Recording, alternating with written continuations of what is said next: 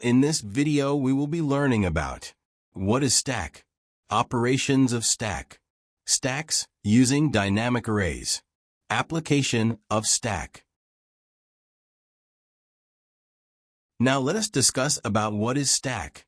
Stack is a linear data structure which has only one end, that is called top. Insertion and deletion take place from the same end. Stack follows first in last out or last in first out. Let's take this as an example for a stack of size 6. Top is the end where insertion and deletion take place. Top also indicates the position of inserting or deleting the element inside the stack. At first, the top is indicated at -1. It shows that stack is empty. Then, when you are inserting the element to the stack, the top is incremented by 1, or decrement by 1 when you are deleting. Now let's move on to the next topic, operations on stacks. These are the basic operations that can be performed on stack. First, push it is used to insert the elements inside the stack. Second is pop. It is used to delete element from the stack. Third is peek. This operation retrieves the top element without removing it. Next is stack overflow. Stack overflow occurs when stack is already full and you try inserting an element inside the stack. Stack underflow. The stack underflow occurs when stack is completely empty and then deleting an element, and from the stack indicates stack underflow. Stack follows the principle of first in last out or last in first out. Why? It is because of the structure of the stack. Stack is only one end for deleting and inserting the elements to or from the stack, because top is the only end to delete the element. Top is always indicated to the last element that is inserted. It deletes the last element which was inserted into the stack. Now let's see about push operation. This by 1. Pushing element 1 inside the stack. Now top is indicated to 0. Then element 1 is inserted to position 0.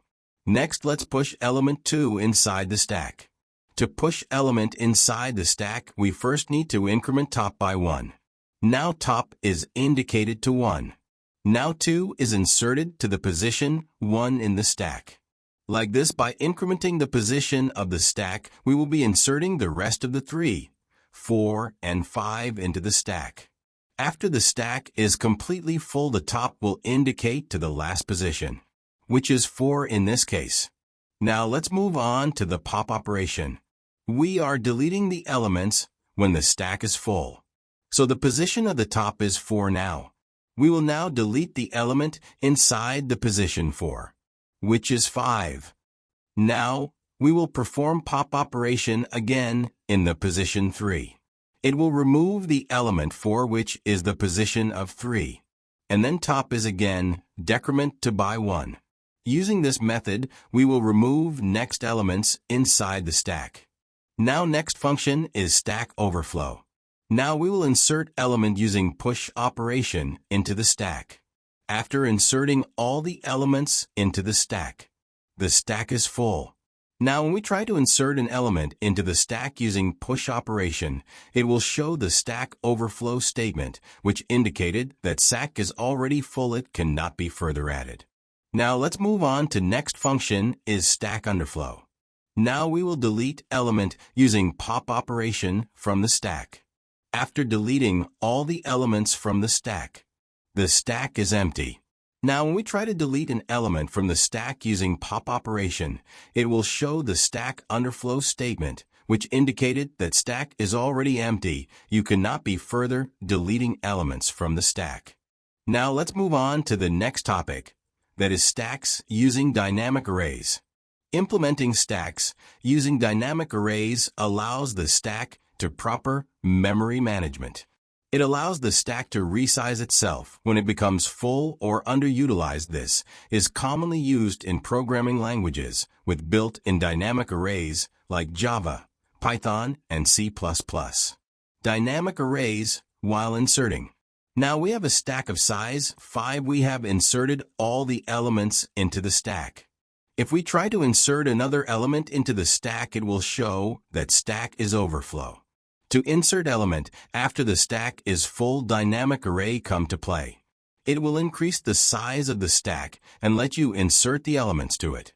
Another example is when the stack is not used fully. When the stack is not used fully, the dynamic array will delete the extra memory from stack, showing efficient memory management. Now let's move on to our last topic, that is applications of stack. Let's take this the array. Now we have to reverse the current array elements. How can you do it? This when the stack comes to play. Now let's take a stack, and the top is indicated to -1. Now let's start inserting elements from array to stack. We inserting all the elements into the stack. This is where the last in first out concept comes to shine up because of the LIFO. The last inserted element is removed first. So by this we can reverse the array of elements. Now we will again pop elements from the stack to the arrays. So by using stack LIFO concept, we can reverse the array of elements. And finally, this is our revered array of elements. Thanks for watching.